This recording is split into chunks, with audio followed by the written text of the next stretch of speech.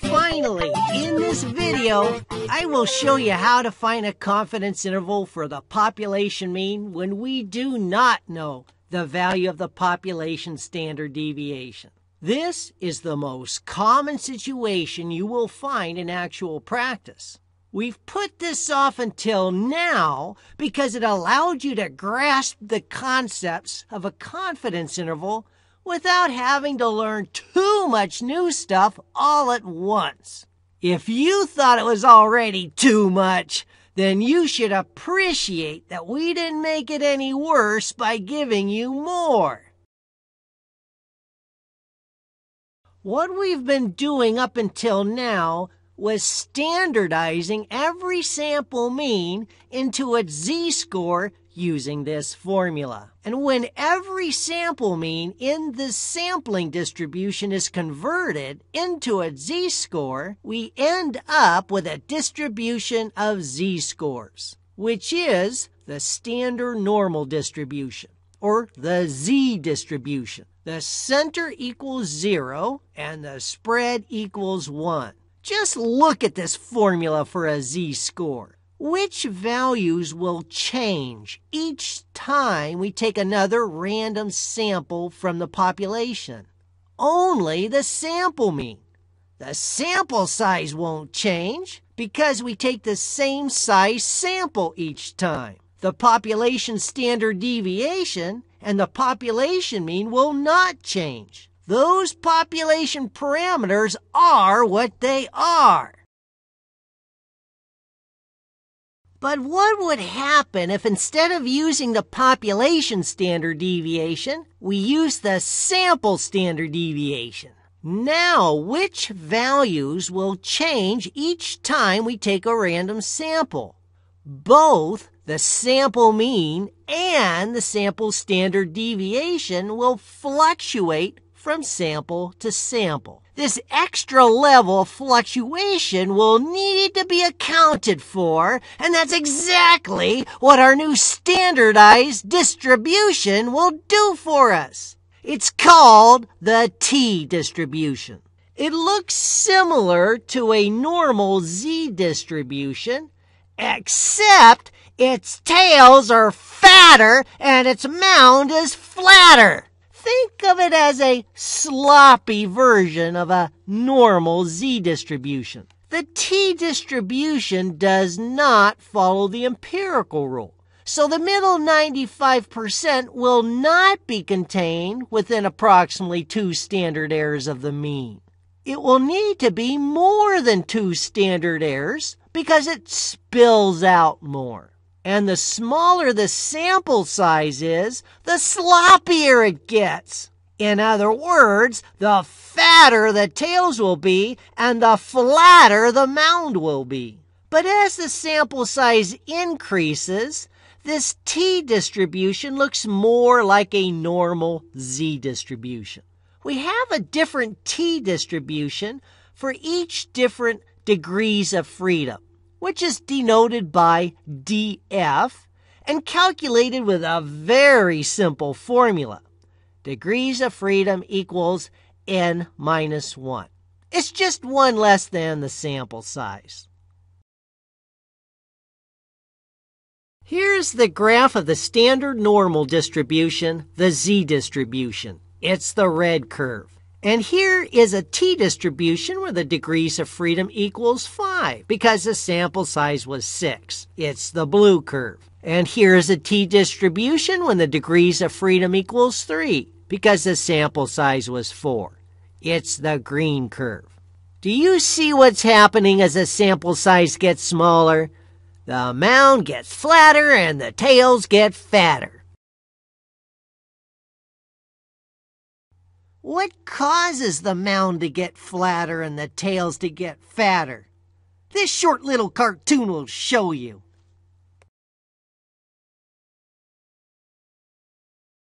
Oh! Let's get back to our topic. Here's the question we want to answer right now.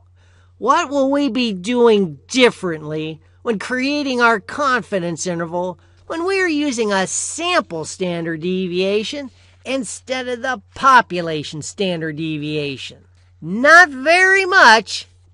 Do you see any difference so far? Nope, neither do I. Oh, wait, here it is. We just used the t-distribution to get our critical value instead of the z-distribution.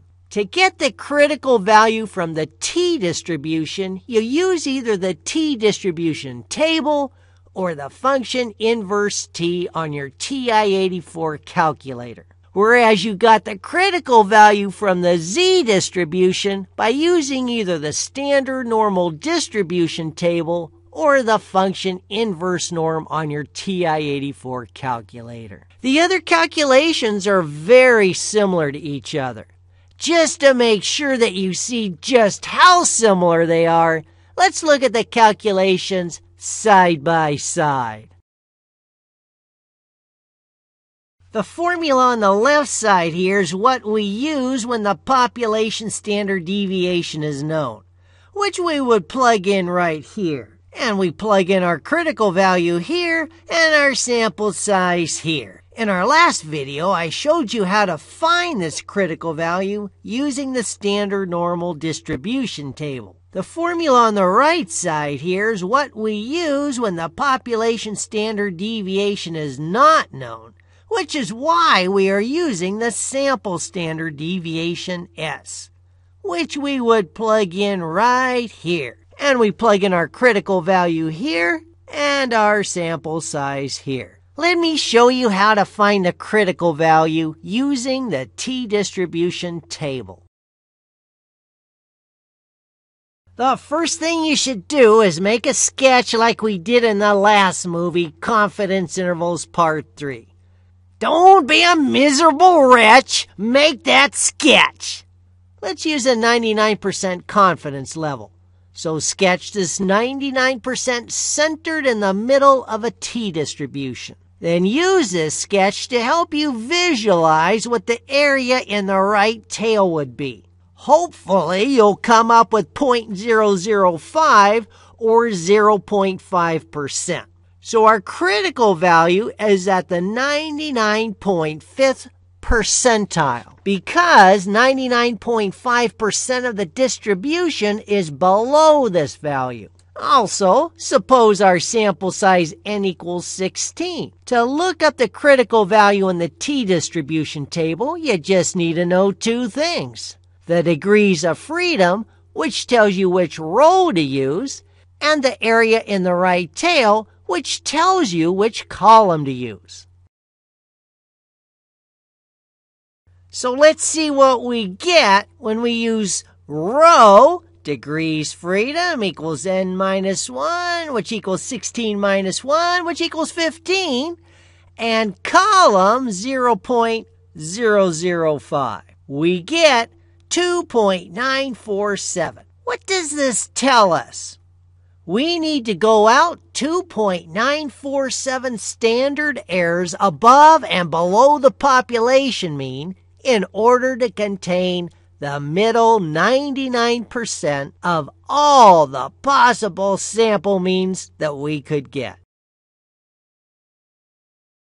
Perhaps you notice that we can only go out to 3 decimal places when using the t-table. We could go out many more decimal places if we use the inverse t function on our TI-84 calculator, which is how I got a critical value of 2.9467. Since our sample size is less than 30, we have to know that the population we are sampling from is at least approximately normally distributed. If not, this statistical method is not valid.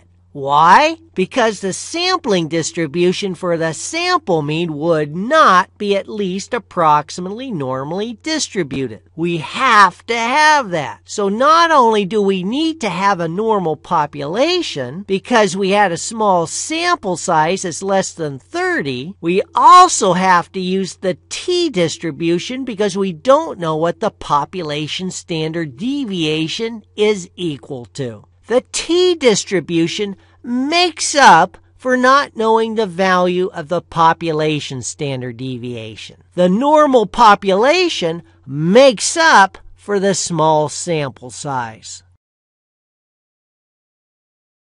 We now have all the values we need in order to calculate the margin of error E. The critical value, 2.9467, the sample standard deviation, 2.16, and the sample size, 16. Plug in the values, and you will get 1.591 when rounding off at the third decimal place. Then we just take this margin of error, 1.591, and subtract it from the sample mean, 8.50, to get the lower bound of our confidence interval. Then add the margin of error E to the sample mean to get the upper bound. We will round our answers off to the same number of decimal places as the data that was given to us. Now for our interpretation. We are 99% confident that the population mean is between 6.91 and 10.09. But it's much better to state your interpretation in context. We are 99% confident that the population mean length of all fish in this lake is between 6.91 and 10.09 inches.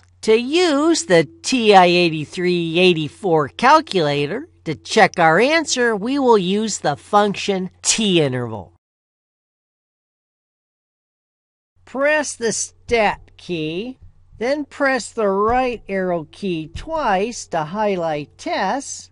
Press the 8 key to select t-interval. Highlight stats using your arrow keys and then press enter to select it. Now we just enter in the values for each one that it asks for. You will need to press the down arrow key to move down to the next line.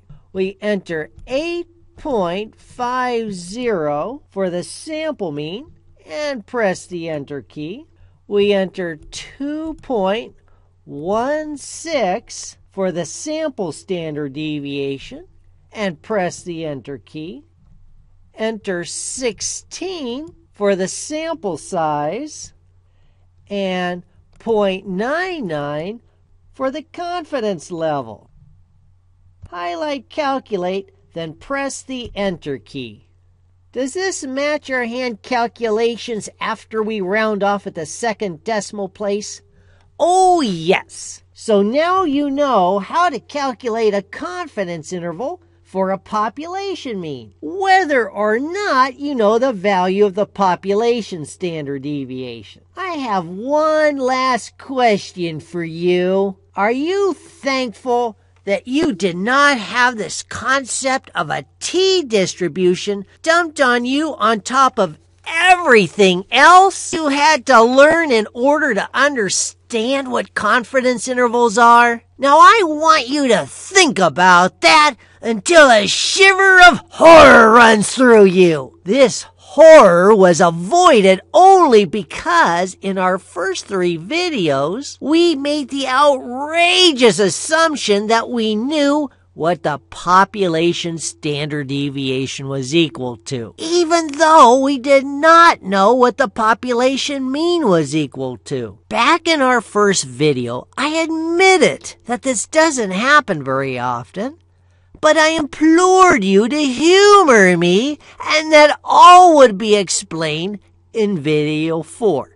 That's this one. And here you are, both educated and eternally grateful. I suppose we could pause now so you can get on your hands and knees and thank your maker and your statistics teacher.